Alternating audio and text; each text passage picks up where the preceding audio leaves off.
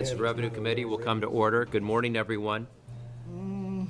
We will start off today with a public hearing on Senate Bill 777. Senator Gelser is here. I'll ask her to step up while we get an update and briefing from our administrator, economist, Christina. Mr. Chair, members of the committee, the Senate Bill 777 would direct the Oregon 529 Savings Board to establish by rule a state Achieving a Better Life Experience, or ABLE program. It allows persons with disabilities to establish savings accounts for their disability-related expenses. And it would exclude both contributions to and distributions from the account for qualified disability expenses from federal taxable income. It would provide for the taxation of distributions that are not for qualified disability expenses. The measure also adds a representative of persons with disabilities to the Oregon 529 Savings Board to be appointed by the treasurer, and it removes the requirement that a representative of the State Board of Higher Education serve on the 529 Savings Board, and also removes the requirement that the Oregon University system provide administrative staff to the board. And there's a subsequent referral to the Joint Committee on Ways and Means. And this has already been in another committee? Yes, it came from a higher ed committee. Okay. Kind of a circuitous route. It actually was not in the higher ed committee. It was in the Human Services and Early Childhood committee. Okay. Senator Gelser. All right, great. Thank you. For your record, my name is Sarah Gelser. I'm the state senator from Senate District 8, which is Corvallis, Philomath, Albany, and surrounding areas. And I'm really happy to be here with you today to talk about our lucky bill, Lucky 7, Senate Bill 777. Last December, a miraculous thing happened. Our Congress passed a bill, and the president signed it. And included in that bill was actually something really good, the ABLE Act. This is something that's been in the works at the federal level for years and years and years. And it's designed to address a problem that people with disabilities face in trying to move out of poverty and to accumulate assets. Under federal law, to maintain your eligibility for benefits, not just cash benefits, but disability-related benefits like job coaching and support, in-home support, you can never have assets that exceed $2,000. That makes it impossible to save up enough money to make a first and last month rent deposit, to save enough money for a home, to repair your wheelchair, to pay for medications that may not be covered by your insurance. If you can imagine never being able to save and hold on to more than $2,000 for an emergency, you can see how that really limits your opportunities. For parents that find themselves blessed with children with disabilities, they also face an unusual circumstance. Usually when you have a baby, everybody comes and talks to you about saving for your child's future. You might invest in a 529 college savings plan, you might invest in life insurance, you might start a savings account, you might start a trust. When you have a child with a disability, what you are told is whatever you do, do not save any money for this child. Do not put any money away for this child. Do not include this child in your will. Do not allow grandparents to save any money for your children. And that means as parents, we have to treat our disabled children differently than we treat our non-disabled children. There is a mechanism where you can set up a special needs trust, but the distributions and the use of the money in that trust is very limited. For instance, a special needs trust cannot be used for housing. It can't be used for medical care. So you're always focused only on those resources that are provided through public assistance. Senate Bill 777 allows individuals with disabilities to be able to plan for more independence, to set and meet financial goals. It allows adults with disabilities to work for better wages because they will be able to save some of the money that they are earning. Virginia so far is the only state that has signed this bill into law. There are 20 states right now that are considering the legislation. If we are able to get this moved over to Ways and Means and to the governor's desk, we have a really good shot at being the second state in the country to set this up. And even though we would be the second state to pass it, we are in a really good position to be the first state to get it going. One of the unusual aspects of the federal legislation is that even though it's about a federal benefit, Families and individuals with disabilities can only take advantage of it if their state passes legislation to allow it. You can only invest in an ABLE Act account that's established in the state that the disabled person lives in. In terms of who's eligible, to be eligible, you have to have a disability that manifested before the age of 26. This is a narrower population than every kid that might claim, for instance, the child with a disability tax credit, which is based on having an IEP. These are kids with lifelong, very significant disabilities. Adults can also save for themselves if they're, and you'll hear from some folks today who will talk to you about why they want to be able to save the money that they've earned, as long as that disability was identified before the age of 26.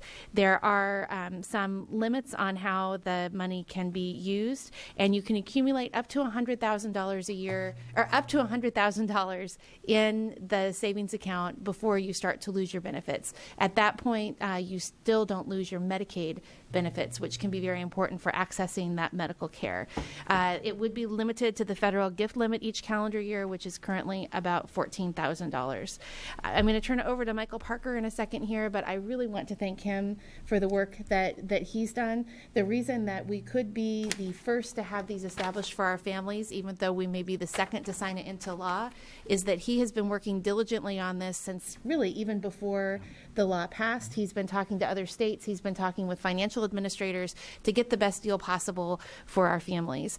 Treasurer Wheeler also has been incredibly supportive. The night that President Obama signed the bill into law, it was probably within 5 minutes that the news release went out from the White House. My phone rang at home, and Treasurer Wheeler said, let's get the bill in, let's get this thing done. So I've been very grateful for the follow through, and you're going to hear from families that are going to make you all want to sign on to the bill, just like everybody did in the last committee that had the bill. So thank you for considering it, and I hope we can move it on to Ways and Means as soon as possible. Mr. Parker. Thank you, Mr. Chair. Members of the committee, for the record, Michael Parker, Executive Director of the Oregon 529 College Savings Network. I'll be very brief. Senator Gelser did a great job of giving you an idea of what this bill can do.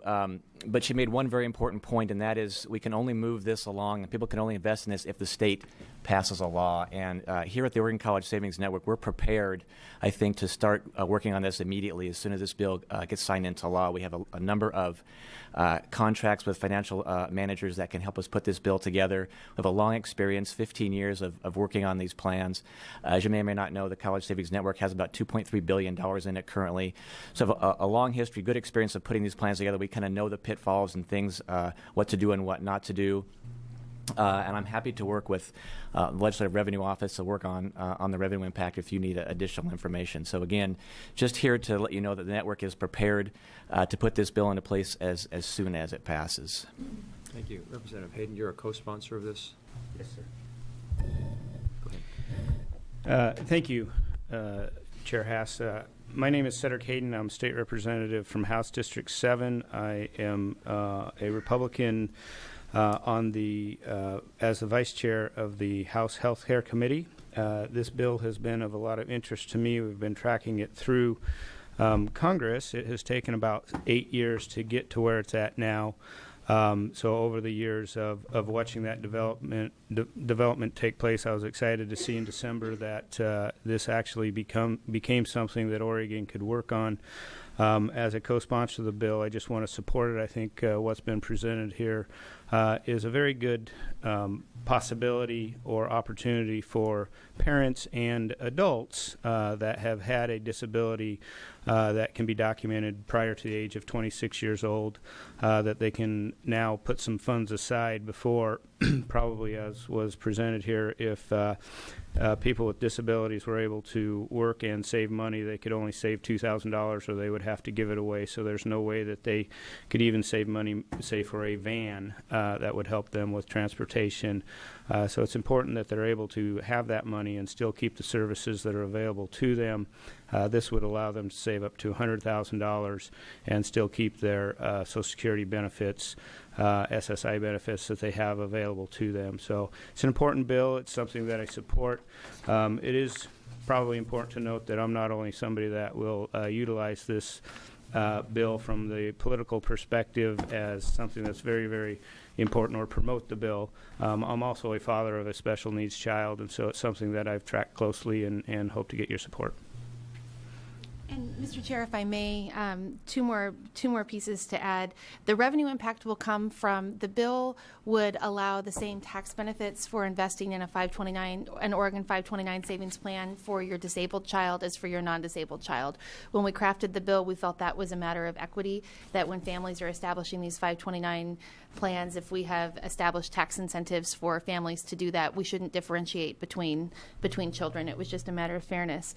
The fiscal impact on the bill, it will cost money, of course, to do the outreach and set things up. However, it is not going to require a general fund allocation, because the 529 plan is going to be able to lend that money to themselves and be able to then move that forward and pay themselves back. So am I right, in addition to a tax a deduction on the state side, there's a similar dynamic on the federal side, which we don't have on the other 529? The tax benefits within the ABLE Act excuse me, will be the same as they will be on the current 529 plan. So you get everything will grow state and federally tax-free, and as Senator Gelser mentioned, we're asking for the upfront tax deduction. So it'll be the tax benefits will be exactly the same, both federally and state. That's right. They can Yep. grow tax-free. Correct. But there's the state tax deduction. Correct. That you get.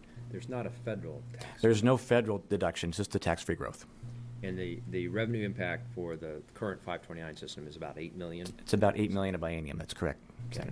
Yep. But the numbers, I'm guessing, will be much smaller because of the population. Senator Hess, we expect it to be smaller because you've got a smaller pool of folks that are going to use the plan, so it's not quite as broad. Yeah. And it's always a tension in that. I don't think it will be as big.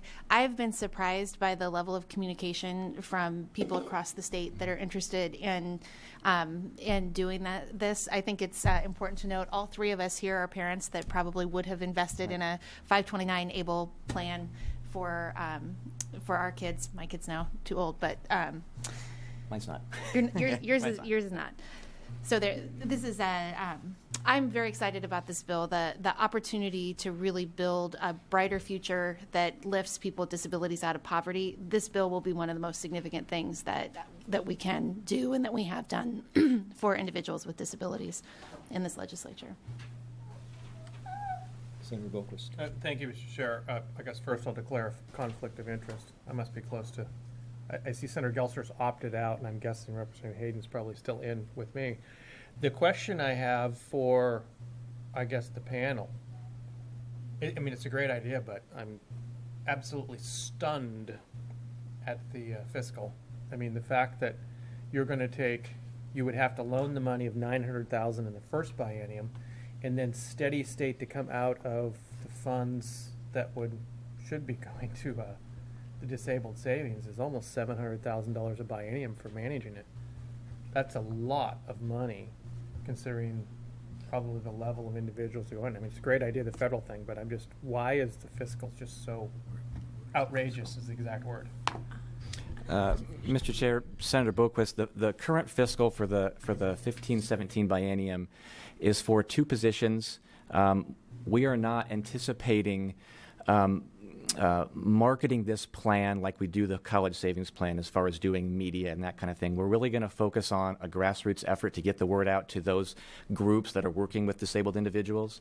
So the fiscal really is for two positions, one outreach position that's going to basically be the marketing arm for the contact arm for the ABLE plan, and an admin position to do a lot of the administrative functions that are going to be required for ABLE. Included in that fiscal is also about $300,000 just to get everything, all the materials built and made, everything kind of set up. That $300,000 we anticipate to go away in the second biennium. So the go-forward fiscal really is going to be for positions, not a lot. We're not going to spend a ton of money on that marketing aspect of the plan. We're really going to use people to do that. Follow up, Mr. Chair. Follow up. I'm looking at the fiscal. So the 17-19 cost that has to come out of the money that parents are going to have to put into this thing is $673,000. That's, I mean, I don't know what interest rate you're going to have to get and how many people are going to have in it, but I mean, we need to figure out a way to help. I mean, I'm totally with Senator Gelser. We've been screwing over the disabled for so long, especially on the federal side, this whole 2,000 limit, so they can't even save money for a wheelchair. I mean, I'm with you on that one, but I'm looking at this fiscal at 673,673 as the steady state. That's got to come out of what the parents and the interest and the earnings of this account would be, and I'm assuming this is going to be pulled just at the statewide. So the amount of money that's got to go into this just to pay the bureaucrats is up there. And if I might, I think and I don't do fiscals, but I do think that it is very important, especially in these early years, to have an administrator that's administrating this plan. The risks to families in making a mistake and having a distribution from the account and making an expenditure that's somehow not allowed under the rules could put at risk their benefits or put them at risk for needing to repay the federal government a lot of money. So I think this initial investment in doing this the right way, reaching out, making sure that we're reaching a diverse group of families. I mean, the families that this impacts stretch across all socioeconomic levels, all races, all parts of the state. And I think that's a lot of work in that first couple of biennia. Senator Riley.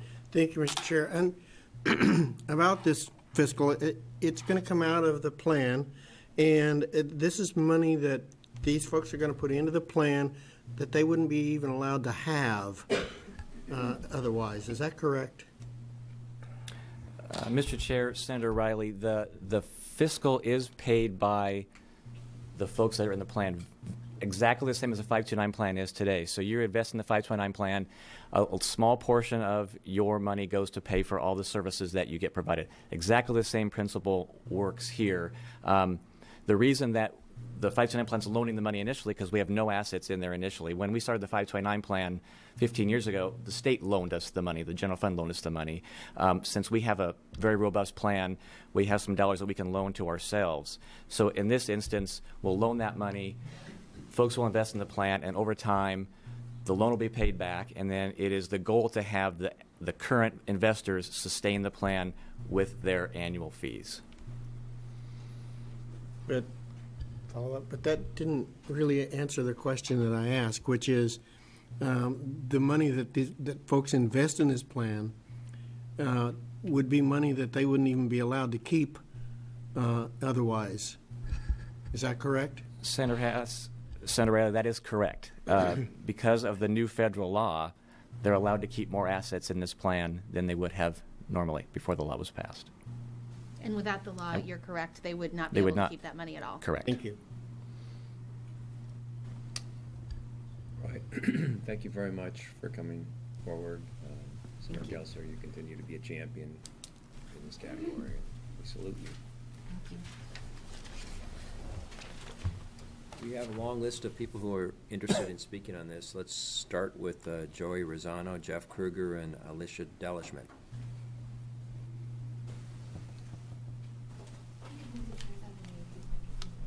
Oh, thanks.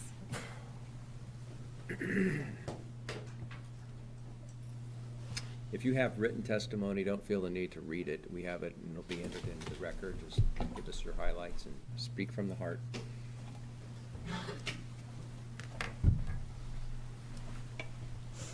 Good morning.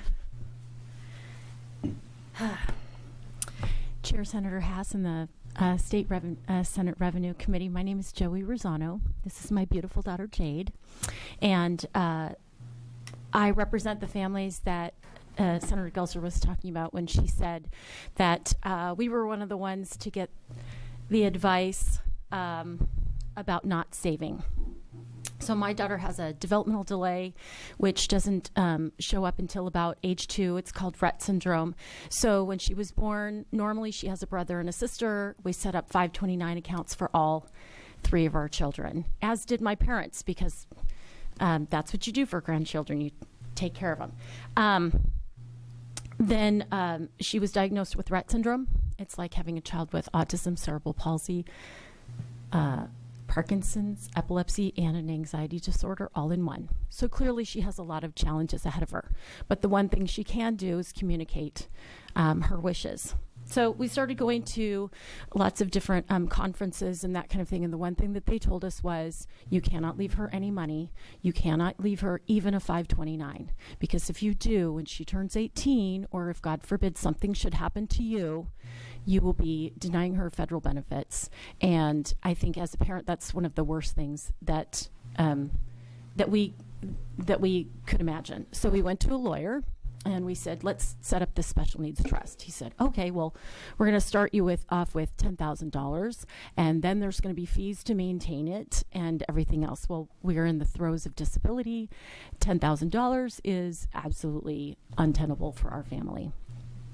So it was complex. In addition to that, we did set up our will, however, to specifically exclude her from any kind of life insurance, any kind of living expenses as well. And I'm here to tell you, that was one of the most difficult days of my life, is telling my lawyer to exclude my 6-year-old from any kind of financial gain upon my death. So we did set up that will, and I felt punished for having a child with a disability. I thought it was really unfair that I could save for her brother and sister, but that I couldn't save for her. This ABLE Act, as Senator Boko said, it's terrific. It's a game changer. Families won't have to make the hard decisions that I've had to make. And to be honest, if it does pass, I will gladly put her back in my will. Instead, they'll have ABLE accounts to support not only our children with disabilities, they can get a job, they can go to school, they can arrange for transportation. I have a vision, she has a vision that she wants to live on her own in a real community at some point in her life. She wants to have her own apartment and a personal care worker so that she can go do the things that allow her to be part of her community. That particular step is how many of us discovered our own voice to build our own community and support system. She wants that, and now if we pass this, we can help her get that too. Since you already have my written testimony, I'll just say that if there's anything I know about my daughter, she may not have an actual voice, but she does deserve a choice. The ABLE Act and Senate Bill 777 will truly improve her life and the lives of Oregonians with disabilities. Thank you for your support. Thank you. Chair Haas, members of the committee, my name is Jeff Kruger. I'm from Portland. I'm here to testify in support, or on behalf of my daughter, Karina, in support of the passage of Senate Bill 777. My daughter also has Rett syndrome. I'm the father of 2 children, Mike, who's in 2nd grade, and my daughter, Karina, who's in kindergarten. We also experienced the same sort of issues that Joey just mentioned. We started saving for our son's college education basically the moment he was born, and put money into the Oregon College Savings Plan. And we quickly realized after our daughter was diagnosed with her disability at age 2, or approximately age 2, that we wouldn't be able to do the same sorts of savings opportunities that we did for our son. Essentially, we can save for our son's college education and the expenses to prepare him for a future in life, but under the current law, both federal and state, we're not able to save for the expenses that our daughter will have for her disability-related expenses. Those expenses are most likely going to far exceed during her lifetime the expenses that it costs to send our son to college, regardless of whether we send our kid to a state college or a private college. Probably the disability-related expenses our daughter will experience will exceed what you could ever imagine paying for an education at the most expensive private colleges in the country. So from my perspective, it's an issue of fundamental fairness and empowerment of families. An ABLE Act at the Oregon level would allow us to save our own money and our family members to save our own money to provide for a better future for our daughter.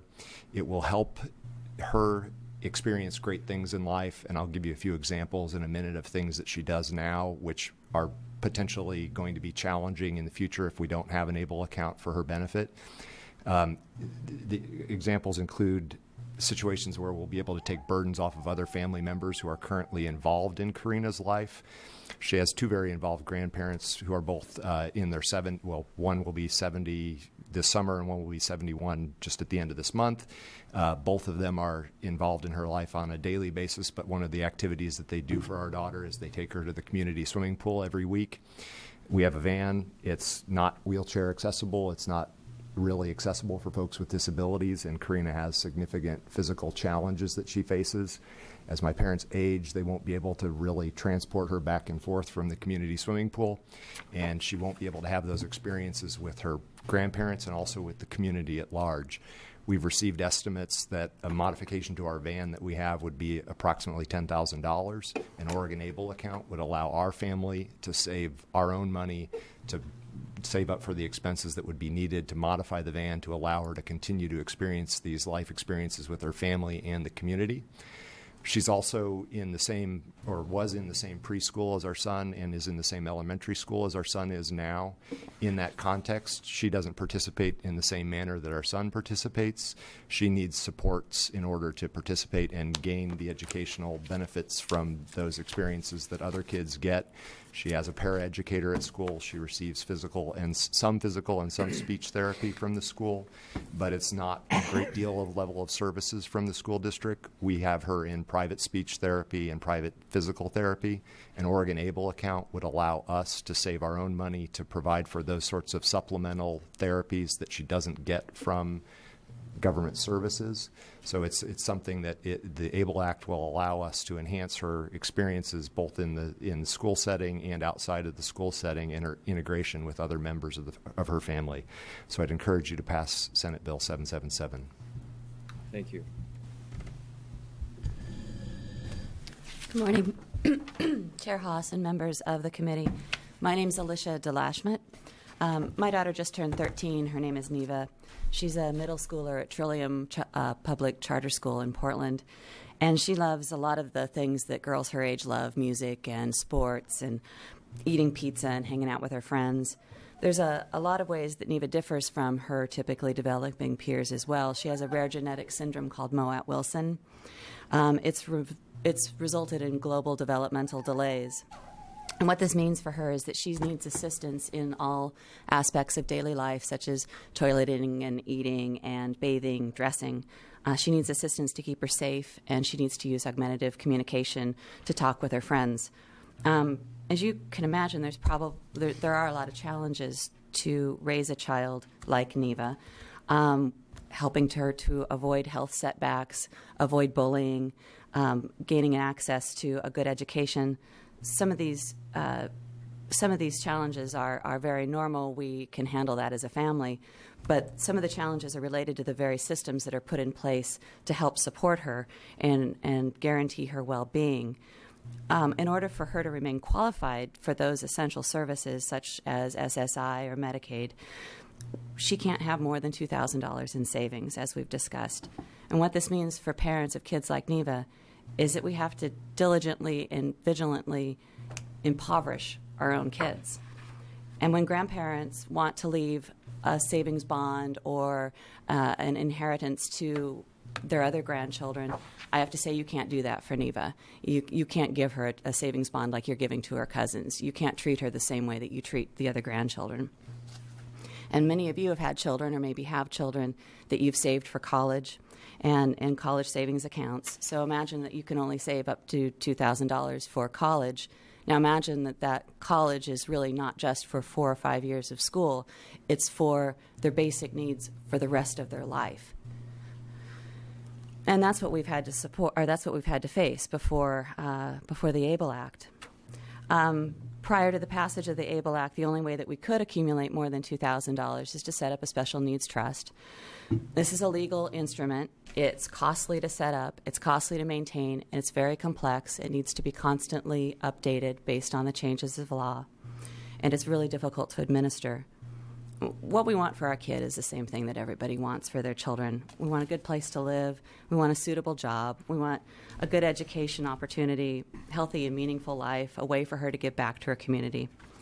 And the implementation of the ABLE Act in Oregon helps us invest in our daughter's future in a really simple and sensible way. So I urge you, please, to pass Senate Bill 777 and sign it into law. Thank you. Thank you all for your testimony. Hold on, is there any question? Any questions? Senator Riley. Thank you. Ms. Risotto, is that right? Close enough? Yeah. Okay. I heard you say that you would put her back in your will. Mm-hmm. And I assume that to do that, you'd have to say, put her inheritance in the able account. You couldn't actually give her the inheritance. Is that correct? That's correct. It currently is directed, we have life insurance policies, so that upon our death, the life insurance policies will then set up the special needs trust. But we would gladly put it in the 529 if we could do that. I see. Thank you. All right, thank you very much for your Thank you. testimony.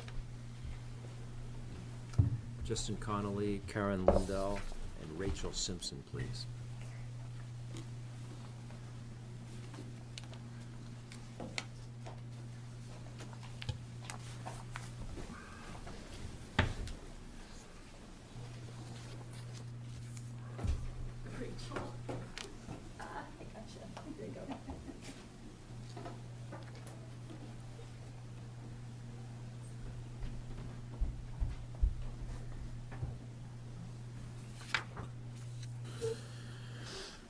Hi, Chair Haas, members of the committee. I am Rachel Simpson, and I truly apologize if I get weepy.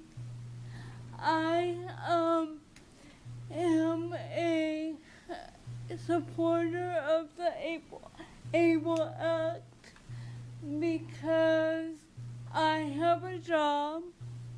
I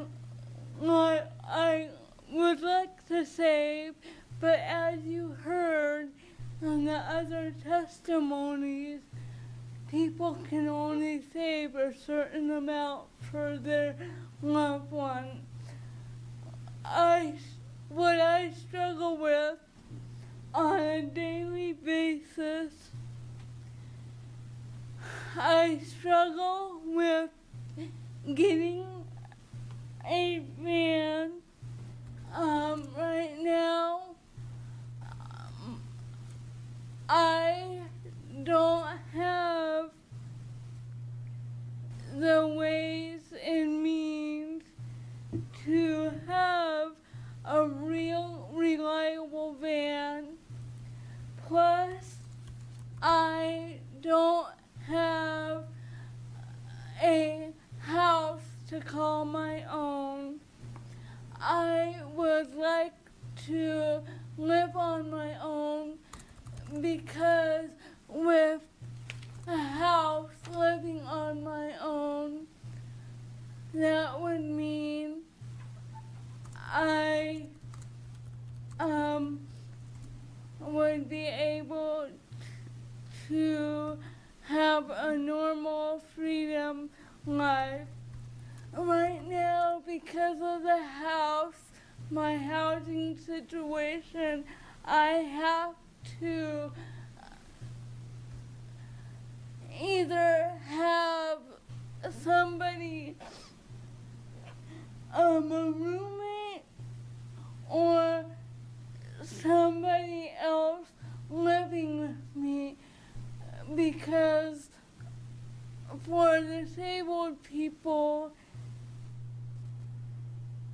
it doesn't work very well when they live on their own.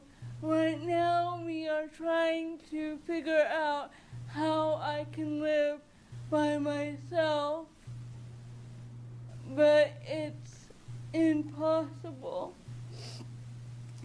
Having my own house would help a lot. One of the other things you do not see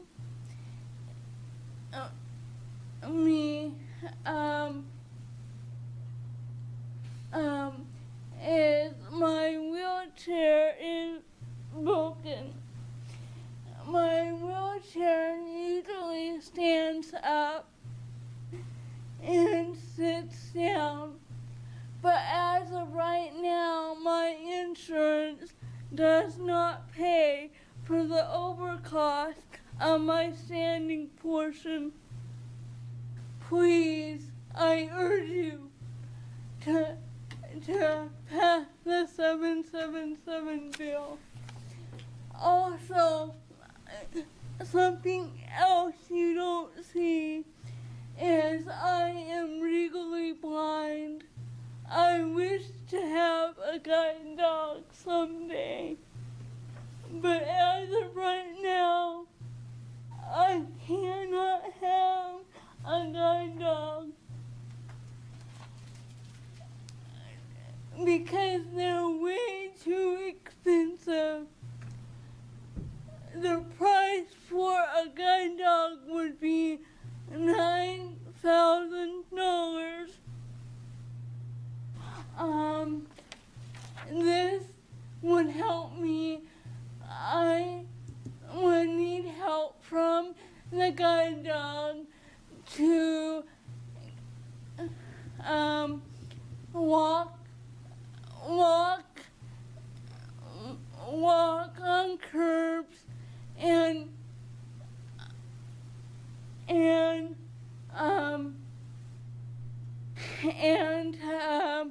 just have a regular life. Right now, I can't even walk to the store by myself because I can't even see the curbs. Please, I urge you, from the bottom of my heart, for these people back behind me to pass the 777 bill, and for these folks beside me to pass it too. Thank you very much. Thank you. Okay. Hi, my name is Justin Connolly. I'm from Corvallis, Oregon. I am a member of the Oregon Self-Advocacy Coalition. I am here to testify in support of Senate Bill 777. My name is... Oh. I'm still speaking. It is important to me to save extra funding for housing and transportation costs. I live independently on my own in my own apartment. I have lived independently since 1998. I have not been able to live in a nice or my own home. Instead, I've lived in worn down homes that are unsafe. Many of these homes are not accessible, nor do they meet my needs. I want something that meets my needs, that is affordable and livable. My dream is to save money to make a deposit to move into a place that meets my needs. If the ABLE Act passed, I'd be able to save enough to meet my housing needs and live independently. Thank you for your time. Now I will be supporting Karen in her testimony by asking her questions. Would you like to introduce yourself? My name is Karen. I live in North and Northeast Portland. I am the OSAC on the OSAC committee meeting, and I work for Senator Chip. Okay. Questions. Why is it important to save money? To save money, you want to put your asset in the bank and you want to save so when your parents are not around, you can live independent like anybody else who has a disability, who doesn't have a disabilities. How does saving money help you live independently? It saves because why you want to build your asset up. So when your family are not around, you can save, and it will help you to live independent without your family around when they are not longer around. How could saving money help you pay for your health costs? It will save because it's really important because it will save. When you go to the dentist, you have to pay out of pocket. You have to pay your dentist appointments out of pocket. You have to pay your eye appointments because I have glaucoma, and glaucoma can be very bad for your eyes because you might have to have laser surgery, and then for your doctor's appointment and for your, even when you go to buy prescription is very costly. You know, we all have to realize that we all have people who's out in the community who needs that support. So please pass the bill, because why we really want it, because it will help Oregonians to make a better future and a better lives for when their parents are not around. Thank you very much. Thank you. Thank you very much. You all did a great job. Thank you.